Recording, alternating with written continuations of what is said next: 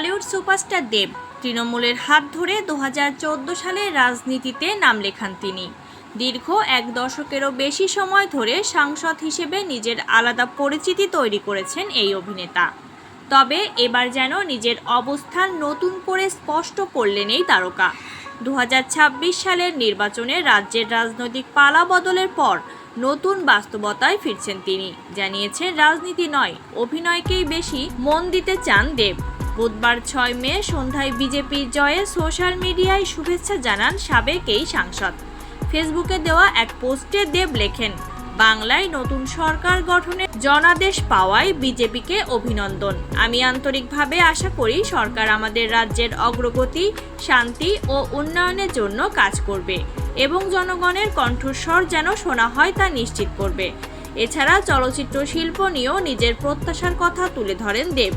তিনি লেখেন, জনজীবন ও চলচ্চিত্র জগতের সঙ্গে গভীরভাবে যুক্ত একজন হিসেবে আমি নতুন সরকারকে আন্তরিকভাবে অনুরোধ করব, বাংলা চলচ্চিত্র শিল্পের মধ্যে নিষেধাজ্ঞা ও বিভাজনের সংস্কৃতিকে অতীতের বিষয় করে তুলে ঐক্য ও শৈল্পিক স্বাধীনতার চেতনাকে সমুন্নত রাখতে।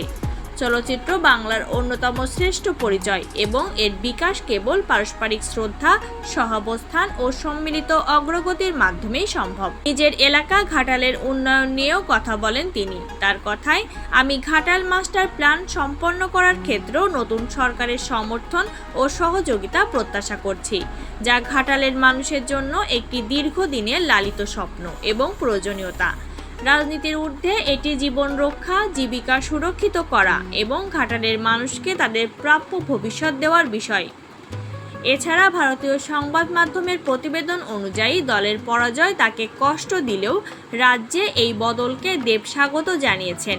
তিনি বলেন, ইন্ডাস্ট্রিতে আর কেউ কাউকে ব্যান করতে পারবে না, প্রযোজকদের উপরে নিয়মের বোঝা চাপাতে পারবে না। সুষ্ঠুভাবে কাজ হবে, কাজের পরিমাণ বাড়বে, বাইরে থেকেও কাজ আসবে। এরপর তিনি বললেন, রাজনীতিতে আর বেশি জড়াতে চাই না, আগের মতো মন দিয়ে অভিনয়টাই করতে চাই, এটাই বরাবর করে এসেছি। তার আশ্বাস, বরাবর ইন্ডাস্ট্রির মঙ্গল চেয়েছি, ইন্ডাস্ট্রির মঙ্গল করার চেষ্টা করেছি।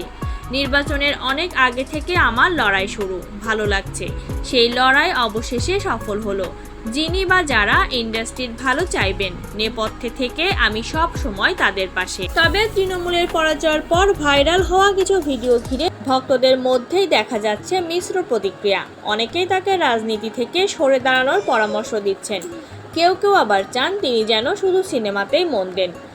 বিশ্লেষকদের মতে এই প্রতিক্রিয়ার বড় অংশই রাজনীতিক দেবকে ঘিরে, অভিনেতা দেবকে নয়। কারণ অভিনয় জীবনে এখনও দর্শকদের কাছে সমান জনপ্রিয় ও প্রিয় তিনি।